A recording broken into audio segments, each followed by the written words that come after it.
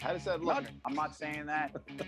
You get some sense that there's a handful of stocks. Look at that. I mean, you could tie that to the market. Bang. And the question for you, Guy Adami, is do you like a good crossword puzzle? Do you sit down on Sunday and just kind of settle into the New York Times crossword puzzle? Is that too much brain power? No, I love a good crossword puzzle. I mean, in this day where everything is online, I see people doing it on their devices. I'm still one of those people that will actually pull out a pen and do it on the actual newspaper. Yeah, well, I mean, and again, as a lot of folks know, that crossword puzzle on Monday is a lot easier than the crossword puzzle on Sunday. And if you think about the brain teasers that are out there, whether you're playing in the markets, whether you're playing poker, or whether you're looking at markets, life is a puzzle, and there are many different permutations of this. And you may see over my shoulder, I've got blocks there, that kind of square-looking, weird galactic thing. I absolutely adore the Rubik's Cube, which is what's behind you. Erno Rubik, if memory serves. Where did Erno come from, by the way? I mean, because that's a household name. It is without question a household name. I think he came from the great country of Germany. I think he sort of developed this as part of a contest, and this won first prize in some game contest way back when. But I fashioned myself a bit of a Rubik's Cube master, Really? but nowhere near the levels that we've seen. I will tell you, the all-time record for completing a Rubik's Cube was done in 3.47 seconds. Well, I think 4 years ago. That's ridiculous, because that's really even just a function of turning dials. I would think that the speed in which you can unwind or solve the Rubik's Cube is a function of how someone has wound it up. I mean, I think no matter what, if you handed me the Rubik's Cube, first of all, I'd never get it done. I'm not sure I've ever done a Rubik's Cube. I'm not sure I've ever tried. Real hard. There's all those things in life where you actually say to people, oh, I could do that if I really tried. I mean, honestly, I don't think I've ever solved the Rubik's Cube, and I probably have tried, although I probably haven't really tried. But you seem very confident in your Rubik's. It's a math thing. It's fascinating to see just people looking at the cube, and obviously its unfinished form, sort of figuring out what moves they need to make before they attack the cube.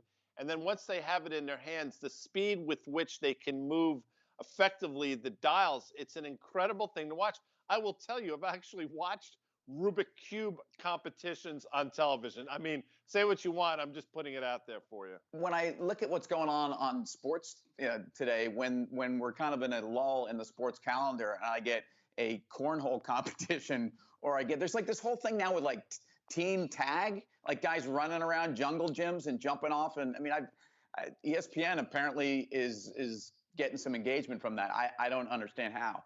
But as you said, your kind of segue into why the Rubik's Cube is so fascinating to you. And again, you engage and you think about the twists and the turns, and then do you go all in? This sounds like people looking at the markets here. Again, a question of where do I get involved? How do I get involved? Is this the right time? And do I go all in? I mean, these are the things you sit down with your advisor and talk about. The market's clearly always, for me, as a matter of fact, I find the Rubik's Cube easier to solve than the market, because just when you think you're there, you final piece away, final move away, the market always seems to do something that you didn't anticipate. I would much rather the market be more of like a Slinky, where you can sort of monitor the movements and it becomes very predictable. Although I will tell you, the Slinky on the commercial when I was a kid worked much better than the Slinky in actual practice when I was a kid. The Slinky was what? I think most people have no idea what a Slinky is. Oh, come on. Everybody knows seriously. Slinky, a wonderful, marvelous toy. A Slinky, great for a boy and a girl and a boy or something was the tagline. A Slinky was basically this large metal spring, which, by the way, years later got turned into plastic because for whatever reason, the metal, once it bent, would never be able to put back in its pristine form. And the theory is if you put it on a top of a staircase and you let it start to unroll, it would walk itself down a staircase. When did we come up with the hula hoop? I feel like that was maybe a 60s thing. Or I want to say, I think that's a great call. I think like early 60s I'm going with. And I think the Beach Boys sort of tied into the whole hula hoop thing. There was that beach hula hoop, beach boy, music, movies, all that genre, I would say When mid to late 60s.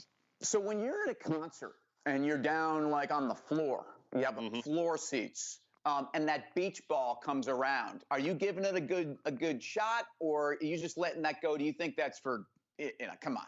I'm sure that they do that. Like, I know you're a big fan of the Grateful Dead. I'm sure they have beach balls, many beach balls there.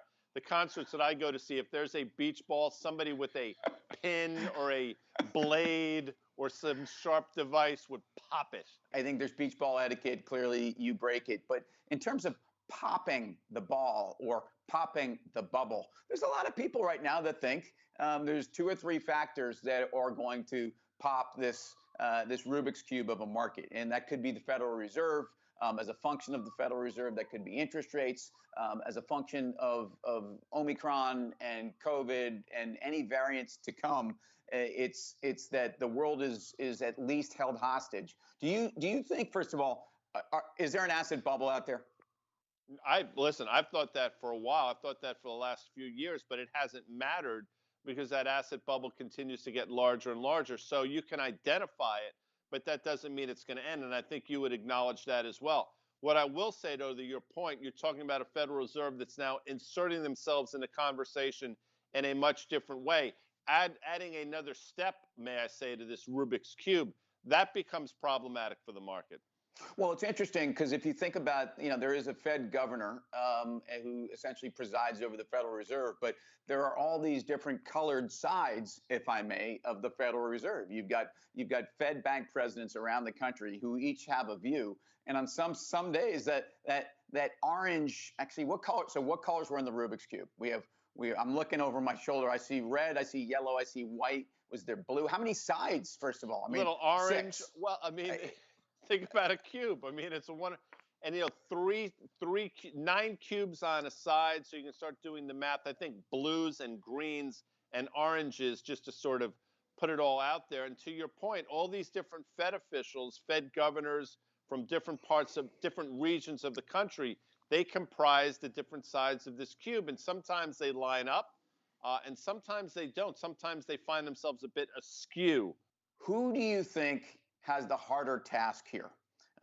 Me actually solving the Rubik's Cube for the first time in my life, or the Federal Reserve unwinding unprecedented accommodation monetary policy history, saving the day for the world post-COVID, but again, a world where interest rates were probably too low coming into COVID. Tim Seymour, I am convinced that you will solve a Rubik's Cube, which is not even in your possession right now, long before the Fed figures out a way to extract themselves from the situation that they've gotten themselves in. Well, it's a high degree of confidence you've placed in me. I'm not sure I've got that confidence in me. I think a lot of people, as they look at the puzzle that is the markets, it's not. If it was as simple as a Slinky going step by step by step, I think they would feel a lot more comfortable. I think for those folks who are looking at the world we live in today, where crypto assets and real estate assets and physical assets of collectibles, sports cards, art, on top of stocks near all-time highs, they say, you know what? I think the Federal Reserve's, not my friend. The Rubik's Cube is far more your friend than the Federal Reserve is. The Slinky is far more your friend. And I encourage our entire listening and viewing audience to go out and get themselves a Rubik's Cube and try to solve it as you're sitting around hotel room, lounges, bars, restaurants, wherever you're traveling. A Rubik's Cube is a great companion, Tim Seymour. And you know what, Guy Adami, you are a great companion, and I will see you sometime around 6 p.m. or, in fact, all day as we travel the world together on Reach TV, and we are Tim Seymour, Guy Adami, and commercial break. See you later.